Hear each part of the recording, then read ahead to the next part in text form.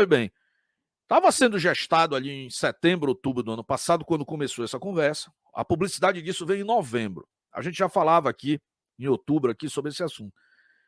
E aí, de repente, vem aqui aquele convite mais reforçado. Nós começamos pela questão do nosso agro, começou a dar problema no mundo todo a questão do agro, e a Rússia assim como a Rússia é fornecedora para a Europa, principalmente para a Alemanha, do gás, para o Brasil, a Rússia tem algo que pode parecer irrelevante num primeiro momento para olhos desavisados, mas é importantíssimo, que são as matérias-primas, são os insumos do nosso agronegócio, que é dos motores brasileiros de exportação. Detalhe, o agronegócio brasileiro é importante para o Brasil, mas é importante para o mundo. Mas existem questões que o Brasil não domina ou não tem autonomia, né? Não tem a garantia do processo completo, que é a questão dos fertilizantes. E olha só, o nosso principal fornecedor disso é justamente a Rússia, e mais do que a Rússia é a Bielorrússia, Belarus, que na verdade, não vou dizer que é puxado, a imprensa gosta de tratar, mas é um país independente, mas codependente da Rússia. Tem lá todas as suas políticas, mas é um parceiro de... Se o Putin está há muito tempo no poder, até esqueci o nome agora lá do Belarus, está há mais tempo que o Putin, né? Inclusive preserva as estruturas do tempo soviético ainda. Inclusive eu acho que é o único país que nada mantém a sigla KGB para o seu serviço de inteligência. E aí o Brasil se viu, vamos dizer assim, instado a retomar essa conversa, porque é um parceiro realmente importante. Nós vimos, por exemplo, quando na questão de saúde pública surgiu os impasses com a China, como a China foi cruel com o Brasil em não enviar, por exemplo, insumos pagos e contratados para os imunizantes aqui, de um problema que eles mesmos causaram para o mundo, né? Inclusive, isso aí foi amplamente divulgado. Então, até por uma questão de relação, mas a relação, eu posso dizer, entre o Brasil e a Rússia é muito melhor do que entre Brasil e China. O nível de arrogância entre Brasil e China do lado chinês é muito alto, ao ponto de o embaixador chinês no Brasil peitar a própria família do presidente, dizer que a família do presidente não deveria ser varrida. Enfim, a gente já sabe os incidentes. O que nunca existiu com a Rússia, nós temos uma boa, eu posso dizer que nós temos uma excelente relação com a Rússia. Tá? E houve o convite do Putin. O presidente prontamente aceitou, não só aceitou, como foram lá. Eu acho que num primeiro momento, a ministra, ainda em outubro ou novembro, a ministra da Agricultura, Tereza Cristina, pelo principal interesse, foi na sequência o próprio chanceler brasileiro para organizar a missão, e por fim o aceite da missão, né? Foi o próprio Carlos Franças que anunciou ainda ano passado essa missão. Só que a coisa escalou e agora nós temos um conflito onde a Rússia está envolvida ali. É um conflito que envolve a OTAN, que é a principal aliança militar do Ocidente, e a principal força de oposição para o avanço chinês.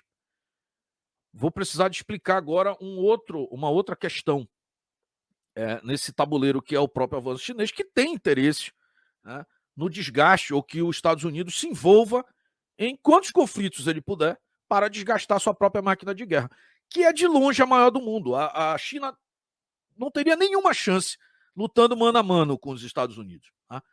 Mais uma vez eu digo, aqui você não está ouvindo a opinião de quem lê o livro. Eu conheço essas estruturas, sei como funciona. Tá? Então, para vencer esse oponente, você precisa ocupá-lo com outras frentes de batalha. Tá?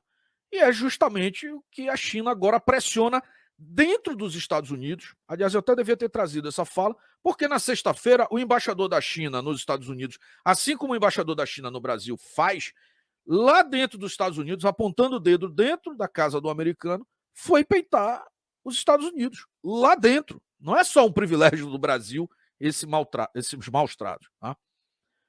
Pessoal, entenda essa análise, é muito difícil para mim. A coisa mais fácil do mundo hoje é puxar saco da China, pessoal. Pinga até dinheiro na conta. Falar isso com a realidade que eu estou falando aqui é muito difícil. Tá? É muito difícil. A gente tem que entender quais são os objetivos por trás. Então é muito delicado essa relação no mundo, interessa para muita gente. Né? E, por outro lado, começa a interessar, e aí por interesses até pessoais e familiares do próprio Biden, fomentar esse conflito na Ucrânia, que não interessa a metade dos países fortes da OTAN. Alemanha, Espanha não querem esse problema, porque trazem um problema gigante dentro do quintal. Qualquer tipo de conflito que escale um pouquinho para uma questão nuclear, mesmo que seja tática, e eu já dei minha opinião aqui sobre isso, atinge diretamente ali, tá do lado, é fronteira.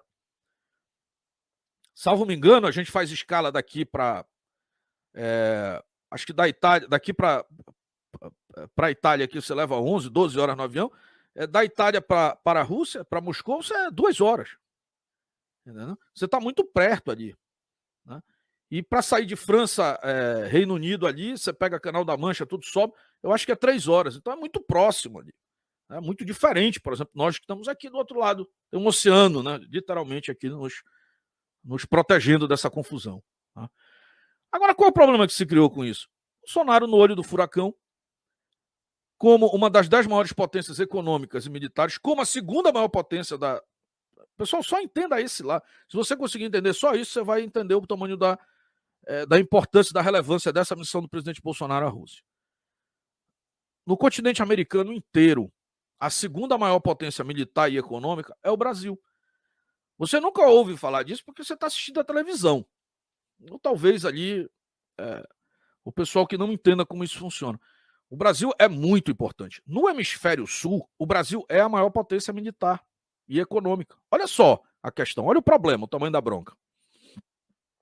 Quando o presidente Bolsonaro vai à Rússia, ele está sinalizando para os outros países um apoio imediato ao presidente Vladimir Putin. É essa administração que nós temos que fazer.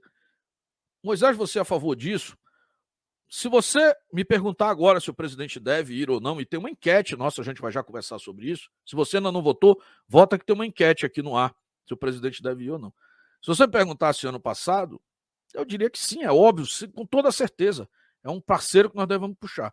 Se você me perguntasse agora, no momento, esse é um momento de maior cautela.